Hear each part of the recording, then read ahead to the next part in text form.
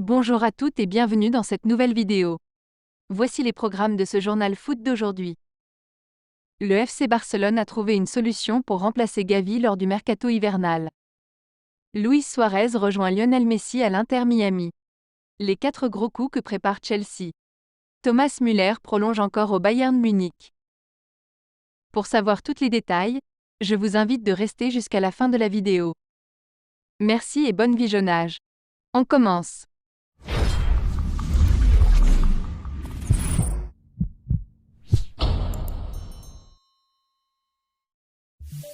C'était dans les tuyaux depuis des semaines, c'est désormais officiel. Libre depuis la fin de son contrat avec Grêmio au mois de décembre, Luis Suarez était cité avec insistance du côté de l'Inter Miami, club de ses ex-coéquipiers au Barça Lionel Messi, Sergio Busquets ou encore Jordi Alba. Si l'hypothèse d'une fin de carrière liée à ses problèmes de santé avait également fait surface, l'Uruguayen a mis fin au suspense. Ce vendredi, le club floridien a officialisé l'arrivée de l'attaquant de 36 ans dans ses rangs. Bienvenue à Luis Suarez dans le rêve de Miami. Il n'y a rien de plus beau que de jouer avec ses amis, a publié le club sur ses réseaux sociaux, accompagné d'une photo des maillots de Busquets, Jordi Alba et bien évidemment la star de l'équipe Lionel Messi. Sur son compte, l'intéressé a également livré ses premiers mots. J'ai hâte de commencer et suis prêt à travailler pour que le rêve de gagner plus de titres avec ce grand club devienne réalité. Une nouvelle arrivée qui devrait en tout cas insuffler un vent de nostalgie chez les supporters du Barça. En difficulté avec le fair play financier de la Liga, le FC Barcelone compte malgré tout se montrer actif lors du prochain mercato hivernal. Dans cette optique, le président des culés Juan Laporta a d'ores et déjà confirmé la possible arrivée d'un milieu de terrain afin de compenser la longue absence de Gavi. Un nouveau coup à la Edgar Davids? Voilà le programme du président catalan et ses équipes pour le prochain mercato hivernal. En proie à des difficultés financières, la direction catalane continue malgré tout de s'activer pour compenser la longue absence de Gavi, blessé avec l'Espagne lors de la dernière trêve internationale. Dans cette optique et à l'occasion d'une interview accordée à EFE, le président des Blaugrana a dévoilé le plan d'action du club pour le prochain marché des transferts. L'idée est simple, attirer un milieu de terrain sous la forme d'un prêt. Si nous parvenons à faire preuve de fair play financier, l'idée est d'avoir un milieu de terrain qui compense d'une manière ou d'une autre l'absence de Gavi. Ce serait un prêt jusqu'à la fin de la saison, comme nous l'avons fait il y a de nombreuses années avec Davids, a ainsi expliqué le dirigeant espagnol. En effet, le milieu de terrain néerlandais était passé d'un marginal à la Juventus à un joueur clé du Barça dans la seconde moitié de la saison 2003 à 2004, la première de Laporta à la tête du club. Sans impliquer les opérations futures, sur lesquelles le club travaille déjà, ce nouveau renfort viendrait logiquement aider la bande à Xavi, actuellement dans la tempête après plusieurs résultats contrastés. Troisième de Liga mais d'ores et déjà relégué à 9 points du leader Girone, le Barça opposé au Napoli pour les huitièmes de finale de la Ligue des Champions, se doit en effet de réagir lors de la seconde partie de saison. Si les hautes sphères barcelonaises ont prévu de procéder à plusieurs ventes et ainsi récupérer des fonds, l'arrivée d'un nouveau milieu de terrain est donc elle aussi à l'étude. Dans cette optique, un nom semble d'ailleurs correspondre aux critères recherchés par le club catalan, que ce soit sur le plan sportif ou financier. Actuellement sous les couleurs de Tottenham, Giovanni Lo Celso passé par le Paris Saint-Germain, est en effet désiré par l'ancien numéro 6 Blaugrana. Auteur de 2 petits buts en 8 apparitions avec les Spurs, l'Argentin de 27 ans pourrait ainsi apporter toute sa technique et sa vision du jeu au collectif barcelonais. Un dossier qui s'annonce malgré tout relativement complexe puisque les dirigeants anglais ne semblent pas encore totalement disposés à le laisser filer, et ce même sous la forme d'un prêt.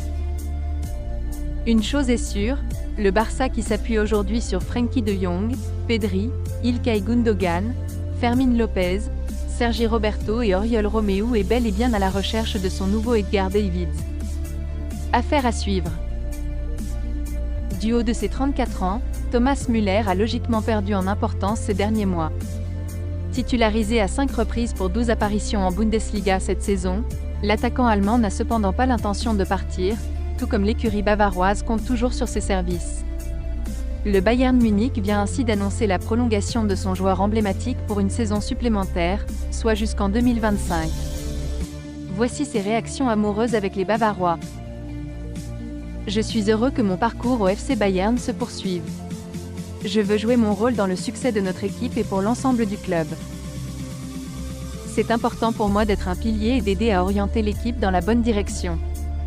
Je veux régaler nos fans avec des buts, en aidant à marquer des buts, mon amour du jeu, ma passion pour le football et j'espère avec beaucoup d'autres titres, a expliqué celui qui a joué 684 rencontres avec le Bayern dans sa carrière, pour 237 buts et 261 passes décisives. L'aventure va donc continuer. Chelsea se prépare à passer à l'offensive durant ce mercato d'hiver. Peut mieux faire, voici l'appréciation qu'on aurait pu écrire sur le bulletin de notes de la première partie de saison de Chelsea. Si celle-ci n'est pas encore terminée, les Blues pointent pour le moment à une décevante 10e place.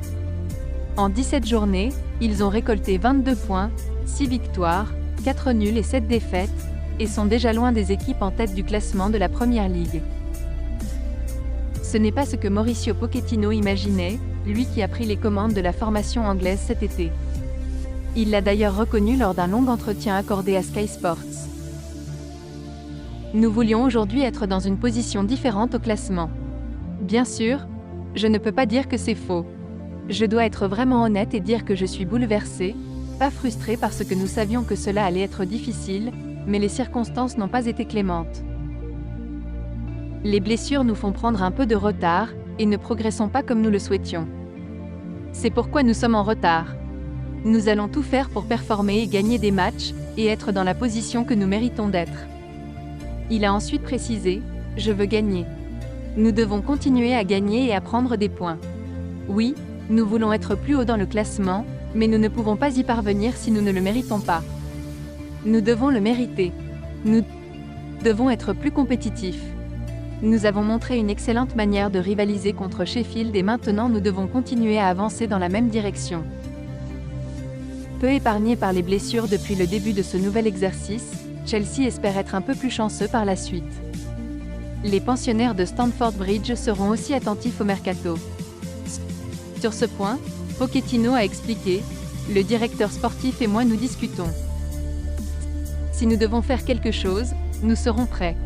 La pression est toujours d'amener de jeunes talents, et nous avons différents types de cibles avec de l'expérience, sans expérience. Certains sont plus jeunes que d'autres et c'est ce qu'il faut pour fournir à l'équipe ce dont elle a besoin. La communication est toujours très bonne avec les propriétaires, nous partageons tout.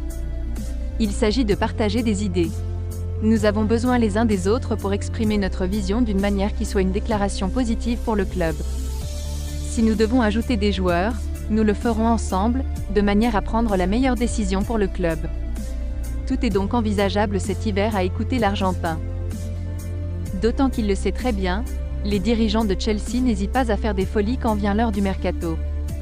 Cet hiver, plusieurs joueurs sont déjà dans le viseur de Todd Boehly et de ses équipes, qui veulent remonter au classement et se qualifier pour une Coupe d'Europe. Un attaquant pourrait d'ailleurs débarquer en janvier ou au plus tard cet été 2024. Comme depuis plusieurs mois, Victor Osimhen plaît beaucoup aux Londoniens. Si une prolongation avec les Partenopei est possible, Football London explique qu'il aura une clause de 127 millions d'euros. Ivan Toney, suivi par Arsenal, est également cité. Pour lui, Brentford réclamera au moins 115 millions d'euros. Autre joueur ciblé, Victor Gyökeres.